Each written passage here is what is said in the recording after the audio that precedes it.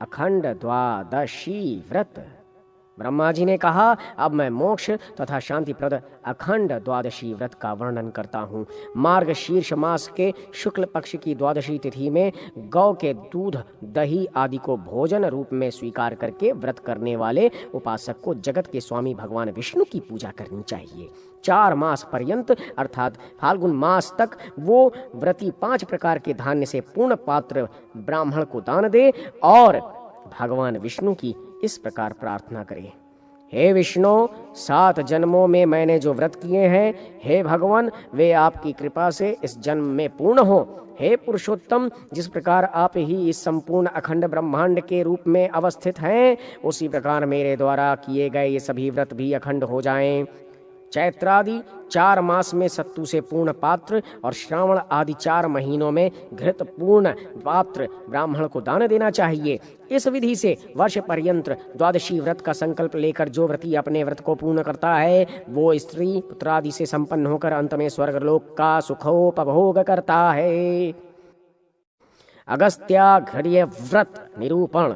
ब्रह्मा जी ने पुनः कहा, हे मुने, भुक्ति मुक्ति प्रदान करने वाले अगस्त्याघ्र्य व्रत को कहता हूँ। कन्या राशि पर सूर्य की संक्रांति के 3 दिन पहले से काश पुष्प की बनी हुई अगस्त्य की मूर्ति का प्रदोष काल में पूजन करके कुंभ में अघर्य कर देना चाहिए। रात्रि जागरण और उपवास करके दधि, अक्षत और फल पुष्प से पूजा करके 5 वर्ण से युक्त सोने चांदी से समन्वित सप्त धान्य से भरे पात्र को दही और चंदन से रंजित कर अगस्त्यः खनमानः इस मंत्र से अगस्त्य को अघर्य प्रदान करें।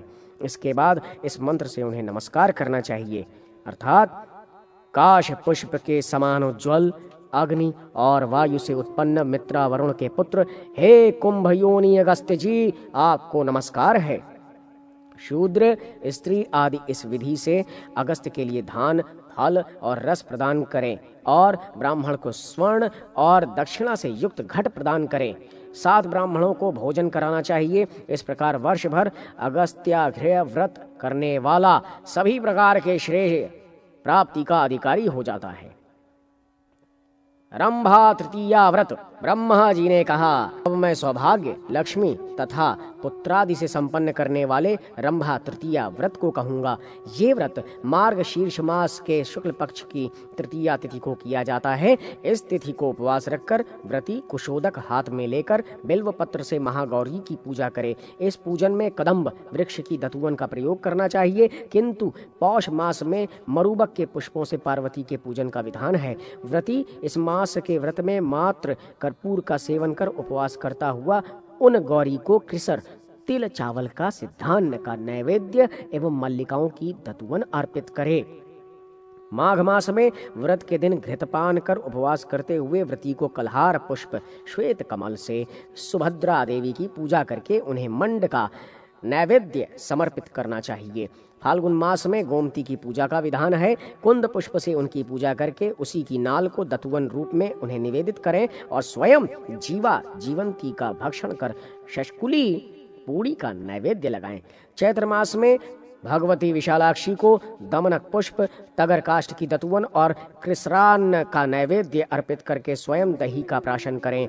वैशाख मास में श्रीमुखी देवी की पूजा कर्णिकार, कनैल के पुष्प, वटवृक्ष की दतुवन से करनी चाहिए और व्रती को अशोक कलिका का प्राशन करना चाहिए। ज्येष्ठ मास में नारायणी देवी का पूजन शतपर्णी, छेतवन के पुष्प एवं दतुवन से होता है। इस पूजा में देवी को खांड का नैवेद्य प्रदान कर स्वयं उपासक लौंग का भक्षण करे।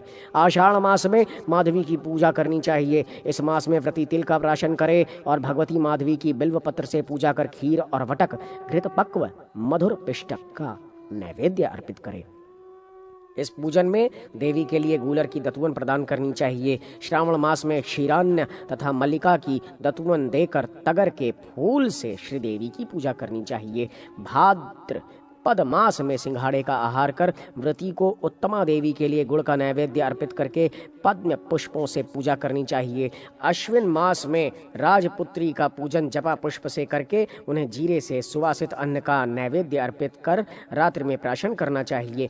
कार्तिक मास में पद्मजा देवी का जाति नामक पुष्प एवं कृसरान्न के नैवेद्य से पूजन होता है और उपासक को पंचगव्य का प्राशन करना चाहिए।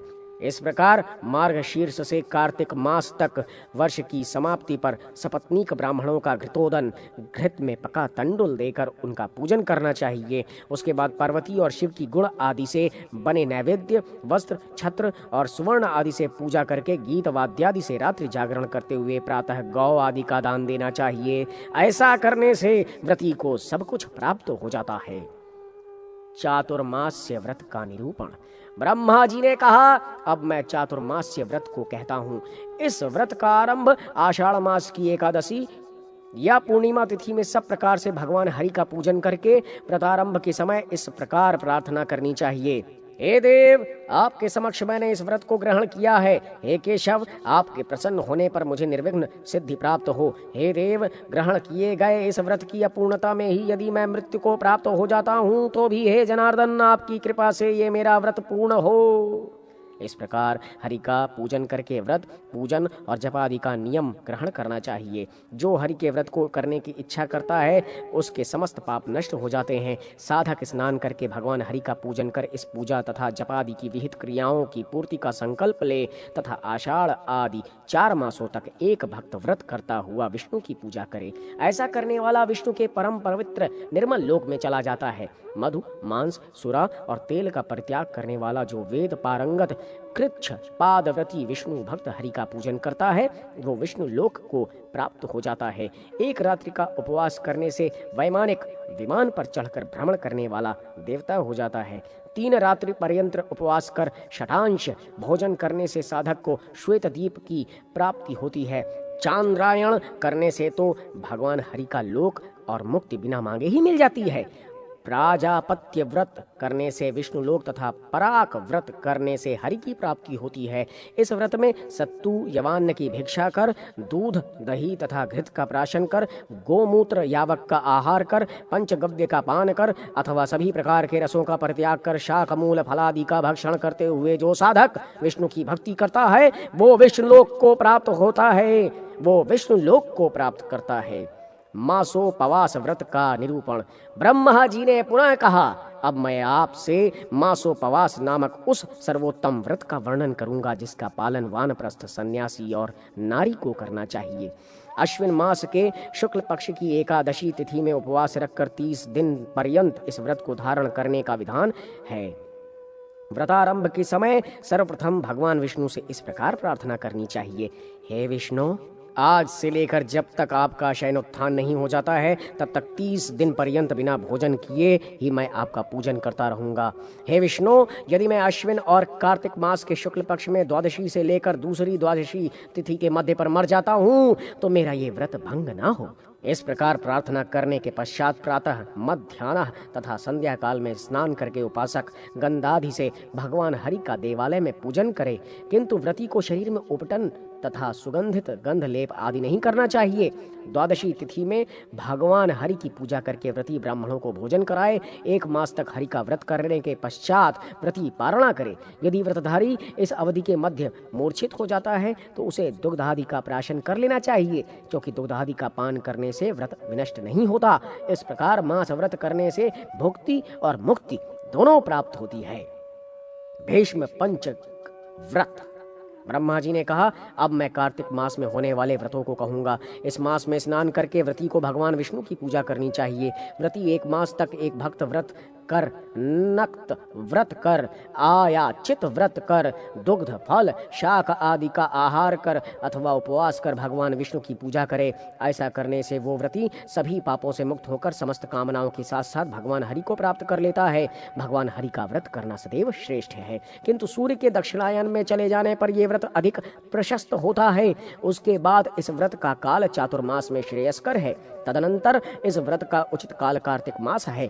इसके बाद भीष्म पंचक इस व्रत के लिए श्रेष्ठ समय है, किंतु कार्तिक मास के शुक्ल पक्ष की एकादशी तिथि इस व्रत के शुभारंभ के लिए सर्व के बाद भीष्म पंचक इस व्रत के लिए श्रेष्ठ समय है। किंतु कार्तिक मास के शुक्ल पक्ष की एकादशी तिथि इस व्रत के शुभारंभ के लिए सर्वश्रेष्ठ काल होता है।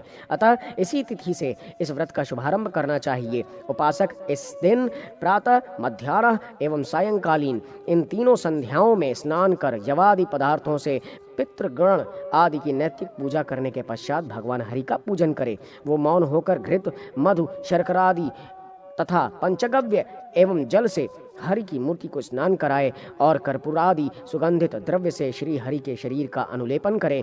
तदनंतर व्रती को घृत समन्वित गुगुल से पूर्णिमा पर्यंत 5 दिनों तक श्री हरि को धूप देना चाहिए और सुंदर सुंदर पकवान और मिष्ठान्न का नैवेद्य अर्पित कर ओम नमो वासुदेवाय इस मंत्र का 108 बार जप करना चाहिए। तत्पश्चात स्वाहा युक्त अष्टाक्षर मंत्र ओम नमो वासुदेवाय से घृत सहित चावल तथा तिल की आहुति प्रदान करनी चाहिए। व्रती पहले दिन कमल पुष्प से भगवान हरि के दोनों चरणों का पूजन करे। दूसरे दिन बिल्व पत्र से उसके जानु अर्थात जंघा प्रदेश की पूजा कर तीसरे दिन गंध से नाभि देश की पूजा करे। चौथे दिन बिल्व पत्र तथा जवा पुष्प से उनके स्कंध भाग का पूजन करके पांचवें दिन मालती के पुष्पों से उनके शिरोभाग का पूजन करना चाहिए। व्रती भूमि पर ही शयन करे और उक्त 5 दिनों तक क्रमशः पहले दिन गोमय, दूसरे दिन गोमूत्र, तीसरे दिन दही, चौथे दिन दुग्ध और 5वें दिन घृत इन चारों पदार्थों से निर्मित पंचगव्य का प्राशन रात्रि में करे। ऐसा व्रत करने वाला व्रती भोग और मोक्ष दोनों का अधिकारी हो जाता है। कृष्ण एवं शुक्ल दोनों पक्षों की एकादशी का व्रत हमेशा करना चाहिए। ये व्रत उस समस्त पाप समूह का विनाश करता है जो प्राणी को नरक देने वाला है। ये व्रती को सभी अभीष्ट फल प्रदान करता है और अंत समय में उसे विष्णु लोक भी देता है। पहले दिन शुद्ध एकादशी, दूसरे दिन शुद्ध द्वादशी तथा द्वादशी की निशा यानी रात्रि के अंत में अर्थात तीसरे दिन त्रयोदशी हो तो ऐसी एकादशी तिथि में सदा श्री हरि का सन्निधान रहता है। यदि दशमी और एकादशी तिथि एक ही दिन होती है तो इसमें असुरों का निवास रहता है। अतः ये एकादशी व्रत के लिए उपयुक्त नहीं मानी जाती। एकादशी को उपवास कर द्वादशी में पारणा करनी चाहिए। सूतक वंश में किसी की उत्पत्ति और मृतक वंश में किसी के मरण की स्थिति से होने वाले अशौच काल में भी ये व्रत करना चाहिए। हे मुने, यदि चतुर्दशी और प्रतिपदा तिथि पूर्व तिथि से विद्ध है तो इन तिथियों में भी उपवास करना चाहिए। प्रतिपदा से मिश्रित पौर्णमासी और अमावस्या तिथि, तृतीया से मिश्रित द्वितीया तिथि, चतुर्थी से संगत तृतीया तिथि, तृतीया से युक्त चतुर्थी तिथि को उपवास करें। षष्ठी से असंयुक्त पंचमी तिथि और षष्ठी से युक्त सप्तमी तिथि को उपवास किया जाना चाहिए। शिवरात्रि व्रत कथा तथा व्रत विधान। ब्रह्मा जी ने कहा, अब मैं शिवरात्रि व्रत और उस कथा का वर्णन करूंगा जो व्रत करने वालों की समस्त अभीष्ट कामनाओं को पूर्ण करने में समर्थ है। जैसे पूर्व काल में पार्वती ने भगवान महेश्वर शिव से इस परम श्रेष्ठ व्रत को सुनने की इच्छा की थी और सुना था, वैसे ही आप भी सुने। भगवान महेश्वर ने कहा, हे गौरी, माघ और फाल्गुन मास के मध्य में जो कृष्ण चतुर्दशी होती है उस चतुर्दशी तिथि में उपवास तथा जागरण करने से और भगवान रुद्र की पूजा करने से पूजित रुद्र भुक्ति और मुक्ति दोनों प्रदान करते हैं। जिस प्रकार द्वादशी तिथि को विष्णु की पूजा होती है उसी प्रकार कामना से युक्त होकर इस चतुर्दशी तिथि में महादेव हर की पूजा करनी चाहिए। उपवास सहित विधि विधान से पूजित शिव विष्णु के समान भक्तों को नरक भोग से बचाते हैं। शिवरात्रि व्रत की कथा इस प्रकार है। बहुत पहले अरबुद देश में एक सुंदर सेन नामक पापात्मा निषाद राजा रहता था। वो एक बार अपने कुत्तों को साथ लेकर आखेट करने के लिए वन में गया, किंतु दैववशात उस पर्वतीय वन प्रांत में उसको कोई भी मृगादि जीव आखेट रूप में प्राप्त नहीं हो सका। भूख प्यास से पीड़ित वो रात्रि में जलाशय और तड़ागों के तट पर अवस्थित वृक्ष लताओं के झुरमटों में भटकता हुआ जागता ही रह गया। वहीं पर उसे एक शिवलिंग का दर्शन हुआ। अतः उसने अपने शरीर की रक्षा के लिए एक वृक्ष की शरण ली और निढाल होकर वहीं गिर गया। किंतु उसकी जानकारी के बिना शिवलिंग पर वृक्ष के पत्ते गिर पड़े। उसने उन पत्तों को हटाकर जल से उस शिवलिंग के ऊपर स्थित धूलि को दूर करने के लिए शिवलिंग को प्रक्षालित किया। प्रमादवश उसी समय शिवलिंग के पास ही उसके हाथ से एक बाण छूटकर भूमि पर गिर गया। अतः घुटनों को भूमि पर टेक कर एक हाथ से शिवलिंग को स्पर्श करते हुए उसने उस बाण को उठा लिया। इस प्रकार उस व्याध के द्वारा रात्रि जागरण, शिवलिंग का स्नान, स्पर्श और पूजन भी हो गया। प्रातः काल होने पर वो व्याध अपने घर चला गया और पत्नी के द्वारा दिए गए भोजन को ग्रहण कर क्षुधा से निवृत्त हुआ। यथोचित समय पर उसकी मृत्यु हुई तो यमराज के दूत उसको पाश में बांधकर जब यमलोक ले जाने लगे, तब मेरे गणों ने उन यमदूतों को युद्ध में जीत कर व्याध को उसके पाश से मुक्त करा दिया। अतः अपने कुत्तों के साथ निष्पाप होकर वो व्याध मेरा पार्षद बन गया। इस प्रकार प्राणी के द्वारा ज्ञानवश अथवा ज्ञानपूर्वक किए गए पुण्य अक्षय ही होते हैं। उपासक को चाहिए कि त्रयोदशी तिथि में शिव का पूजन करे तथा व्रत का नियम ग्रहण करते हुए इस प्रकार प्रार्थना करे, हे देव, मैं रात्रि भर जागरण करूंगा। प्रातः चतुर्दशी तिथि में यथा सामर्थ्य आपकी पूजा, दान और हवन भी करूंगा। हे शंभो, चतुर्दशी तिथि में निराहार रहकर दूसरे दिन भोजन करूंगा। हे महादेव, भुक्ति और मुक्ति की प्राप्ति के लिए मैं आपकी शरण में हूँ। व्रती को पंचामृत से महादेव को स्नान कराकर ओम नमो नमः शिवाय, ओम नमो नमः शिवाय इस मंत्र से उनकी पूजा करनी चाहिए। तदनंतर घृत समन्वित तिल, तंडुल एवं व्रीहि से निर्मित चरु की आहुति अग्नि में देकर पूर्णाहुति करें। व्रती गीत वाद्य के साथ सत कथाओं का श्रवण करें। उसके बाद वो अर्धरात्रि, तीसरे प्रहर और चौथे प्रहर में पुनः उनकी पूजा कर मूल मंत्र का जप करें। तत्पश्चात प्रातः काल आ जाने पर उनके सामने इस प्रकार क्षमा प्रार्थना करें, हे देव, हे नाथ, हे त्रैलोक्याधिपति स्वामिन शिव, आपकी कृपा से मैं व्रत को निर्विघ्न संपन्न कर सका हूँ और आपकी ये पूजा भी पूर्ण हो सकी है। आप मुझे क्षमा करें। हे देव, मैंने जो कुछ आज पुण्य किया है, भगवान रुद्र को जो कुछ निवेदित किया है, वो सब आपकी कृपा से ही हुआ है। आपकी ही कृपा से ये व्रत भी आज समाप्त किया जा रहा है। श्रीमन, आप मेरे ऊपर प्रसन्न हो। आप अपने लोक को अब प्रस्थान करें। आपका दर्शन मात्र प्राप्त कर मैं निसंदेह पवित्र हो गया हूँ। व्रती ध्यानिष्ठ ब्राह्मण को भोजन से संतृप्त कर वस्त्र छत्रादि दे। तदनंतर वो पुनः इस प्रकार प्रार्थना करे, हे देवादिदेव, हे देवादिदेव, समस्त प्राणी जगत के स्वामिन, संसार पर कृपा रखने वाले प्रभु, श्रद्धा पूर्वक मैंने जो कुछ आपको समर्पित किया है उससे आप प्रसन्न हो। इस प्रकार क्षमापन स्तुति करने के पश्चात व्रती को 12 वार्षिक व्रत का संकल्प लेना चाहिए। ऐसा करके व्रती कीर्ति, लक्ष्मी, पुत्र तथा राज्यादि के सुख वैभव को प्राप्त कर अंत में शिवलोक को प्राप्त करता है। व्रतधारी 12 मास में भी इस व्रत के जागरण को पूर्ण करके यदि 12 ब्राह्मणों को भोजन प्रदान करे और दीपदान करे तो उसे स्वर्ग की प्राप्ति होती है। एकादशी महात्म्य। पितामह ने कहा, मानधाता नाम के एक राजा थे जिन्होंने एकादशी व्रत करके उसके पुण्य से चक्रवर्ती सम्राट की उपाधि धारण की थी। अतः कृष्ण एवं शुक्ल दोनों पक्ष की एकादशी तिथि में मनुष्य को भोजन नहीं करना चाहिए। गांधारी ने दशमी विद्या एकादशी का व्रत किया था, जिसके फलस्वरूप उसके 100 पुत्रों का विनाश उसके जीवन काल में ही हो गया था। इसलिए दशमी से युक्त एकादशी का व्रत नहीं करना चाहिए। द्वादशी के साथ एकादशी होने पर उस एकादशी में भगवान हरि का सन्निधान रहता है। जिस मास दशमी वेद से युक्त एकादशी होती है उसमें असुरों का सन्निधान होता है। जब विभिन्न शास्त्रों में कहे गए वाक्यों की बाहुल्यता से अज्ञतावश संदेह बढ़ जाता है तो उस परिस्थिति में द्वादशी तिथि को व्रत करके त्रयोदशी तिथि में पारणा कर लेनी चाहिए।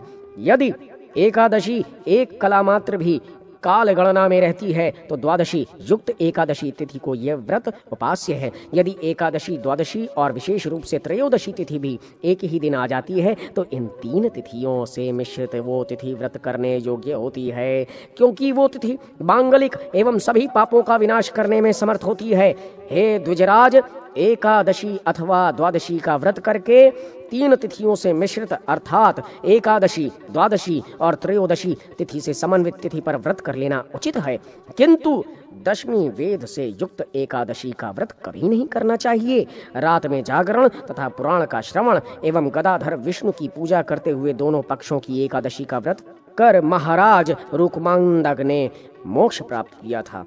अन्य एकादशी व्रतकर्ताओं ने भी मोक्ष प्राप्त किया है। विष्णु मंडल पूजा विधि। ब्रह्मा जी ने कहा, जिस पूजा को करने से लोग परम गति को प्राप्त हो गए हैं, मैं उसी भुक्ति एवं मुक्ति देने में समर्थ श्रेष्ठ पूजा का विधिवत वर्णन करूंगा। व्रती को सर्वप्रथम एक सामान्य पूजा मंडल का निर्माण कर द्वार देश से उसमें पूजा प्रारंभ करनी चाहिए। मंडल के द्वार देश में धाता, विधाता और महानंदी गंगा यमुना की पूजा करनी चाहिए। तदनंतर द्वार देश पर ही श्री, दंड, प्रचंड और वास्तु पुरुष की पूजा कर मध्य भाग में आधार शक्ति, कूर्मदेव एवं अनंत का पूजन करें। इसके बाद पूजक पृथ्वी, धर्म, ज्ञान, वैराग्य, ऐश्वर्य, अधर्म, अज्ञान, अवैराग्य, अनैश्वर्य की पूजा कंद, नाल, पद्म, कर्णिका तथा केसर आदि भागों पर करे। तदनंतर सत्व, रजस और तमस गुणों की पूजा करके उस व्रती को यथाविहित स्थान पर सूर्यादि ग्रह मंडलों की और विमलादि शक्तियों की भी पूजा करनी चाहिए। इसके बाद मंडल के कोण भाग में दुर्गा, गणेश, सरस्वती और क्षेत्रपाल देवों की तथा आसन और मूर्ति की पूजा कर व्रती भगवान वासुदेव और बलभद्र का स्मरण करता हुआ महात्मा अनिरुद्ध तथा नारायण की पूजा करे। वो उनके हृदयादि संपूर्ण अंग, शंख, चक्र तथा गदाधि आयुध की पूजा कर श्री, पुष्टि, गरुण, गुरु और परम गुरु की पूजा करे। तदनंतर उसे इंद्रादि आठों दिक्पाल की पूजा उनकी ही दिशाओं में करके अधो भाग में नाग तथा ऊर्ध भाग में ब्रह्मा की पूजा करनी चाहिए। आगम शास्त्र में निर्दिष्ट विधि के अनुसार विश्वक्सेन देव की पूजा ईशान कोण में करके उस मंडल की पूजा को पूर्ण करना चाहिए। जो मनुष्य इस विधि के अनुसार एक बार भी भगवान विष्णु की पूजा करता है, उस महात्मा का पुनर्जन्म इस संसार में नहीं होता। पुंडरीकाक्ष गदाधर भगवान विष्णु एवं ब्रह्मा की पूजा करने से पुनः जन्म नहीं होता। भीमा एक ब्रह्मा जी ने कहा, प्राचीन काल में माघ मास के शुक्ल पक्ष में हस्त नक्षत्र से युक्त एक एकादशी का व्रत भीम ने किया था, इसलिए इस एकादशी को भीमा एकादशी कहा जाता है। ये आश्चर्य है कि मात्र इसी एकादशी का व्रत करने से भीमसेन पितृ ऋण से मुक्त हो गए थे। प्राणियों के पुण्यों की अभिवृद्धि करने वाली भीमा द्वादशी तिथि भीमसेन के नाम से ही प्रसिद्ध भी है। ये तिथि तो बिना हस्त नक्षत्र के संयोग से ही ब्रह्म हत्यादि पापों का विनाश कर देती है। ये द्वादशी तिथि महापापों को तो वैसे ही नष्ट कर देती है जैसे कुमार्गामी राजा से राज्य, कुपुत्र से कुल, दुष्ट पत्नी से पति, अधर्म से धर्म, कुमंत्री से राजा, अज्ञान से ज्ञान, अशौच से शौच, अश्रद्धा से श्राद्ध, असत्य से सत्य, उष्णता से शीलता, अनाचार से संपत्ति, कहने मात्र से दान, विस्मय करने से तप, अशिक्षा से पुत्र, दूर चली जाने से गौ, क्रोध से शांति, नहीं बढ़ाने से धन, ज्ञान से अविद्या और निष्कामता से फल विनष्ट हो जाते हैं। उसी प्रकार पाप नाश के लिए द्वादशी तिथि शुभ कही गई है। ब्रह्म हत्या, सुरापान, सुवर्ण चोरी तथा गुरु पत्नी गमन ये महापातक मनुष्य में यदि एक साथ उत्पन्न हो जाएं तो इनको त्रिपुष्कर तीर्थ भी नष्ट नहीं कर सकते हैं, किंतु ये द्वादशी उस समस्त पाप समूह को नष्ट कर देती है। नैमिष क्षेत्र, कुरुक्षेत्र, प्रभास क्षेत्र, कालिंदी, यमुना, गंगा तथा सभी तीर्थ भी एकादशी के समान नहीं है। कोई भी दान, जप, होम या अन्य पुण्य इसके तुल्य नहीं है। यदि एक ओर पृथ्वी के दान का सत्कर्म रखकर दूसरी ओर भगवान हरि की इस पवित्र एकादशी तिथि की तुलना की जाए तो भी यही एक महापुण्यशालिनी एकादशी तिथि सर्वश्रेष्ठ सिद्ध होगी। इस व्रत में भगवान वराह देव की स्वर्ण प्रतिमा बनाकर नए ताम्र पात्र में घट के ऊपर स्थापित करना चाहिए। तदनंतर ब्राह्मण जन समस्त विश्व के बीजभूत विष्णुदेव की उस प्रतिमा को श्वेत वस्त्र से आच्छादित कर स्वर्ण निर्मित दीपादिक उपचारों से प्रयत्न पूर्वक उनकी पूजा करें। ओम वराहाय नमः इस मंत्र से उन विष्णु के चरण कमलों की पूजा कर ओम क्रोडाकृतये नमः इस मंत्र से उनके कटि प्रदेश का पूजन करें। तदनंतर ओम गंभीर घोषाय नमः इस मंत्र से उनकी नाभि की पूजा कर ओम श्री वत्सधारिणे नमः इस मंत्र से उनके वक्ष स्थल का पूजन करें। उसके बाद ओम सहस्त्र शिरसे नमः इस मंत्र से उन विष्णु भगवान की भुजाओं की पूजा करके भक्त को ओम सर्वेश्वराय नमः इस मंत्र से उन देव के ग्रीवा भाग की पूजा करनी चाहिए। तदनंतर व्रती ओम सर्वात्मने नमः इस मंत्र से मुख की और ओम प्रभवाय नमः इस मंत्र से हरि की ललाट भाग की पूजा कर ओम शतमयूखाय नमः इस मंत्र से उन चक्रधारी हरि की केश राशि की विधिवत पूजा करनी चाहिए। इस प्रकार भगवान विष्णु की विधि पूर्वक पूजा को समाप्त कर व्रती रात्रि में जागरण करते हुए भगवान हरि के महात्म्य को प्रतिपादित करने वाले पुराण की कथा का श्रवण करे। तदनंतर प्रातः काल स्वर्ण निर्मित वराह सहित सपरिवार भगवान की उस मूर्ति को अपेक्षा रखने वाले ब्राह्मण को दे करके पारणा करे। इस विधि विधान से व्रत करने से मनुष्य पुनः माता के गर्भ से उत्पन्न होकर स्तन का दूध नहीं पान करता है, अर्थात वो पुनर्जन्म से मुक्त हो जाता है। इस पुण्यशालिनी एकादशी का व्रत करने से प्राणी को पितृ, गुरु एवं देव इन तीनों ऋणों से मुक्ति प्राप्त हो जाती है। ये व्रत सभी व्रतों का आदि स्थान है। इस व्रत को करके मनुष्य अपने समस्त मनोवांछित फलों को प्राप्त करने में सफल रहता है। व्रत परिभाषा तथा व्रत में पालने में सफल रहता है। व्रत परिभाषा तथा व्रत में पालन करने योग्य नियम और अन्य ज्ञातव्य बातें। ब्रह्मा जी ने कहा, हे व्यास, जिन व्रतों को करने से नारायण संतुष्ट होकर सब कुछ प्रदान करते हैं उन व्रतों को मैं कहूंगा। शास्त्र के द्वारा वर्णित नियम पालन व्रत कहलाता है और वही तप है। व्रती के कुछ सामान्य नियम इस प्रकार हैं। व्रती को नित्य तीनों संध्याओं में स्नान करना चाहिए। उसे जितेंद्रिय होकर भूमि पर शयन करना चाहिए। स्त्री, शूद्र और पतित जनों के साथ बातचीत करना उसके लिए वर्जित है। वो पवित्र बना रहे और प्रतिदिन हवन करे। सुकृत करने वाले मनुष्य को चाहिए कि वो नियमों का पालन करे। व्रताचरण के पूर्व शौर ना कराना चाहे तो दुगना व्रत करना चाहिए। व्रती के लिए कांस्य पात्र, उड़द, मसूर, चना, कोदो, दूसरे का अन्न, शाक और मधु का सेवन वर्जित है। पुष्प, अलंकार, नवीन वस्त्र, धूप, गंधाधिलेप, दंत धावन और अंजन का प्रयोग त्याज्य है। पंचगव्य पान कर व्रत का आचरण करना चाहिए। एक से अधिक बार जलपान, तांबूल भक्षण, दिन में शयन तथा मैथुन करने से व्रत भंग हो जाता है। क्षमा, सत्य, दया, दान, शौच, इंद्रिय निग्रह, देव पूजा, अग्नि में हवन, संतोष और चोरी न करना, ये 10 सभी व्रतों के सामान्य धर्म हैं। 24 घंटे में केवल एक बार नक्षत्र दर्शन के समय किया जाने वाला भोजन नक्त व्रत कहा जाता है और जो रात्रि में भोजन किया जाता है वो नक्त व्रत नहीं है। 1 पल गोमूत्र, आधे अंगूठे के बराबर गोमय, 7 पल गोदुग्ध, 3 पल गोदधि, 1 पल गोघृत और 1 पल कुशोदक, ये पंचगव्य का परिमाण है। गायत्री मंत्र से गोमूत्र, गंध द्वारा इस मंत्र से गोमय, आप्यायस्व मंत्र से दूध, दधि मंत्र से दही, तेजस्वी मंत्र से घृत और देवस्य इस मंत्र से कुशोदक को अभिमंत्रित कर पंचगव्य का निर्माण करना चाहिए। अग्न्याधान, प्रतिष्ठा, यज्ञ, दान, व्रत, वेद व्रत, वृषोत्सर्ग, चूडाकरण, उपनयन, विवाहादिक, मांगलिक कृत्य और राज्याभिषेक आदि कर्म मलमास में नहीं करना चाहिए। अमावस्या से अमावस्या तक चांद्रमास होता है। सूर्योदय से लेकर दूसरे सूर्योदय तक 1 दिन। इस प्रकार 30 दिन का सावन मास होता है। एक राशि से दूसरे राशि पर सूर्य के संक्रमण काल को सौरमास कहते हैं।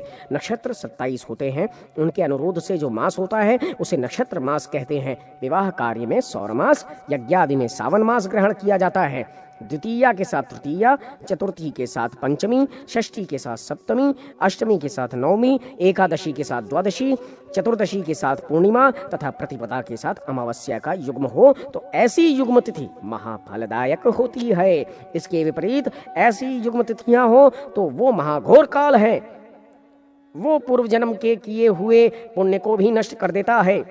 यदि व्रत प्रारंभ करने के पश्चात व्रत काल में ही स्त्रियों में रजो दर्शन हो जाता है तो उससे उनका व्रत नष्ट नहीं होता है। ऐसी स्थिति में उन्हें चाहिए कि वे दान, पूजा आदि कार्य किसी अन्य से संपन्न कराएं और स्नान, उपवास आदि कायिक कार्य स्वयं करें।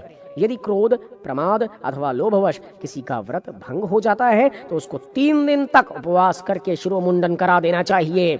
शरीर के असमर्थ हो जाने पर व्रती को अपने पुत्र आदि से व्रत कराना चाहिए। यदि व्रत काल में व्रती मूर्छित हो जाता है तो उसे जल आदि पिला देना चाहिए। इससे व्रत भंग नहीं होता है। प्रतिपदा, तृतीया, चतुर्थी तथा पंचमी में किए जाने वाले विविध तिथिव्रत।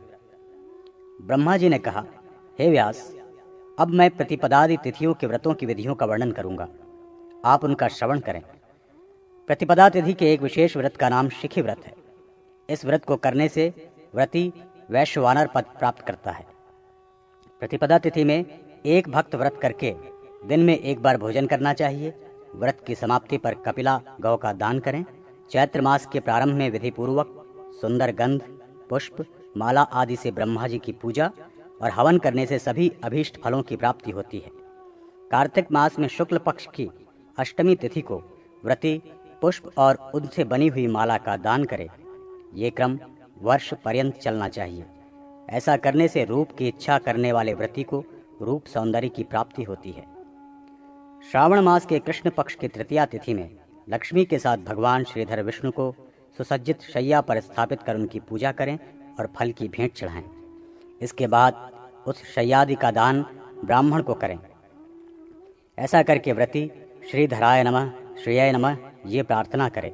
इसी तृतीया तिथि को उमा, शिव और अग्नि की पूजा करनी चाहिए। व्रती इन सभी को हविष्यान्न, नैवेद्य और दमनक का निवेदन करे। फाल्गुनादि में तृतीया का व्रत करने वाले मनुष्य को नमक नहीं खाना चाहिए। व्रत के समाप्त होने पर सपत्नीक ब्राह्मण की पूजा करके अन्न, शैया, पात्रादि उपस्करों से युक्त घर का दान भवानी प्रियताम, भवानी प्रसन्न हो ऐसा कहकर करना चाहिए। ऐसा करने से व्रती को अंत समय में भवानी का लोक प्राप्त होता है और इस लोक में श्रेष्ठ सुख तथा सौभाग्य की प्राप्ति होती है। मार्गशीर्ष मास की तृतीया तिथि में गौरी तथा चतुर्थी आदि तिथियों में क्रमशः काली, उमा, भद्रा, दुर्गा, कांति, सरस्वती, मंगला, वैष्णवी, लक्ष्मी, शिवा तथा नारायणी देवी की पूजा करनी चाहिए। इनकी पूजा करने से व्रती प्रियजनों से होने वाले वियोग आदि कष्टों से मुक्त हो जाता है। माघ मास के शुक्ल पक्ष में चतुर्थी तिथि को निराहार रहकर व्रत करते हुए व्रती ब्राह्मण को तिल का दान कर स्वयं तिल एवं जल का आहार करे। इस प्रकार प्रतिमास व्रत करते हुए 2 वर्ष बीतने पर इस व्रत को समाप्त कर देना चाहिए। ऐसा करने से जीवन में किसी प्रकार का विघ्न आदि प्राप्त नहीं होता। चतुर्थी तिथि में गणों के अधिनायक गणपति देव की यथाविधि पूजा करनी चाहिए। पूजा में ओम ग स्वाहा ये प्रणव से युक्त मूल मंत्र है। पूजा में अंग न्यास इस प्रकार से करना चाहिए। ओम ग्लौम ग्लाम हृदयाय नमः, दाहिने हाथ की 5 अंगुलियों से हृदय का स्पर्श। ओम गाम गीम गूम शिर से स्वाहा, सिर का स्पर्श। ओम ह्रूम ह्रीम हीम शिखाय वशद, शिखा का स्पर्श। ओम गूम कवचाय वर्मणे हूम, दाहिने हाथ की अंगुलियों से बाएं कंधे का और बाएं हाथ की अंगुलियों से दाहिने कंधे का साथ ही स्पर्श। ओम गौ नेत्र त्रयाय वषट, दाहिने हाथ की अंगुलियों के अग्रभाग से दोनों नेत्रों और ललाट के मध्य भाग का स्पर्श। ओम गौ अस्त्राय फट। ये वाक्य पढ़कर दाहिने हाथ को सिर के ऊपर से बाईं ओर से पीछे की ओर ले जाकर दाहिनी ओर से आगे की ओर ले जाएं और तर्जनी तथा मध्यमा उंगलियों से बाएं हाथ की हथेली पर ताली बजाएं। आवाहन आदि में निम्नांकित मंत्रों का प्रयोग करना चाहिए, यथा हे गंधोल्क, हे पुष्पोल्क, हे धूपकोल्क, अर्थात हे गंध, पुष्प तथा धूप में तेज स्वरूप विद्यमान रहने वाले देव, आप इस रचित पूजा मंडल में स्थित दीपक में तेज प्रदान करने के लिए, महातेज देने के लिए, बलि और विसर्जन तक विद्यमान रहने के लिए यहाँ उपस्थित हूँ। आवाहन के पश्चात गायत्री मंत्र से अंगुष्ठिका न्यास करना चाहिए। वो गायत्री मंत्र इस प्रकार है। करन्यास के पश्चात इसी मंत्र से उनका ध्यान करके व्रती को तिलादि से उनकी पूजा करके आहुति देनी चाहिए। गणपति के साथ रहने वाले गणों की पूजा भी करनी चाहिए। व्रती को ओम गणाय नमः, ओम गणपतिये नमः, ओम कुष्मांडकाय नमः इस प्रकार कहकर उनकी पूजा करनी चाहिए। उसके बाद स्वाहांत शब्द का प्रयोग कर इन्हीं मंत्रों से आहुति दें। इसी प्रकार अमोघोल्क, एकदंत, त्रिपुरांत करूप, श्यामदंत, विकरालास्य, आहवेश और पद्म दृष्टा गणों को भी नमः और अंत में स्वाहा शब्द से यथापेक्षित नमन और आहुति प्रदान करनी चाहिए। इसके बाद व्रती गणदेव के लिए मुद्रा प्रदर्शन, नृत्य, हस्तताल तथा हास्य भाव प्रदर्शित करे। ऐसा करने से उसे सौभाग्य फलों की प्राप्ति होती है। मार्गशीर्ष मास के शुक्ल पक्ष की चतुर्थी तिथि में गण की पूजा करनी चाहिए। वर्ष पर्यंत ऐसा करने से विद्या, लक्ष्मी, कीर्ति, आयु और संतान की प्राप्ति होती है। सोमवार चतुर्थी तिथि को उपवास रखकर व्रती को विधि विधान से गणपति देव की पूजा कर उनका जप, हवन और स्मरण करना चाहिए। इस व्रत को करने से उसे विद्या, स्वर्ग तथा मोक्ष प्राप्त होता है। शुक्ल पक्ष की चतुर्थी को खांड के लड्डू और मोदक से विघ्नेश्वर की पूजा करने पर व्रती की समस्त कामनाओं की सिद्धि तथा सौभाग्य की प्राप्ति होती है। यदि दमनक से इनकी पूजा होती है तो साधक को पुत्रादिक का फल प्राप्त होता है। इसलिए इस चतुर्थी का नाम दमना है। ओम गणपतिये नमः। इस मंत्र से गणपति की पूजा करनी चाहिए। जिस किसी भी मास में इन गणपति देव की पूजा करने तथा होम, जप और स्मरण करने से व्रती की सभी इच्छाएं पूर्ण हो जाती हैं तथा समस्त विघ्नों का विनाश हो जाता है। मनुष्य को विभिन्न नामों का उच्चारण करके भी भगवान आद्य देव विनायक की पूजा करनी चाहिए। ऐसा करने से उसको भी सद्गति की प्राप्ति होती है। जब तक वो इस लोक में रहता है तब तक समस्त सुखों का उपयोग करता है और अंत समय में उसे स्वर्ग और मोक्ष की भी प्राप्ति होती है। विनायक के निम्नलिखित ये 12 नाम हैं: गणपूज्य, वक्रतुंड, एकदंष्ट, त्र्यंबक, नीलग्रीव, लंबोदर, विकट, विघ्नराज, धूम्रवर्ण, भालचंद्र, विनायक और हस्तिमुख। इन 12 नामों से गणदेव की पूजा करनी चाहिए। पृथक पृथक इन नामों से जो बुद्धिमान प्राणी इनकी पूजा करता है उसकी संपूर्ण कामनाएं पूर्ण हो जाती हैं। श्रावण, भाद्रपद, अश्विन और कार्तिक मास के शुक्ल पक्ष की पंचमी तिथि में वासुकी, तक्षक, काली, मणिभद्रक, ऐरावत, धृतराष्ट्र, कारकोटक तथा धनंजय इन 8 नागों के घृतादि से स्नान कराकर पूजा करनी चाहिए। ये नाग अपने भक्त को आरोग्य, आयु और स्वर्ग प्रदान करते हैं। अनंत, वासुकी, शंख, पद्म, कंबल, करकोटक, धृतराष्ट्र, शंखक, काली, तक्षक और पिंगल इन नागों की पूजा प्रत्येक मास में करनी चाहिए।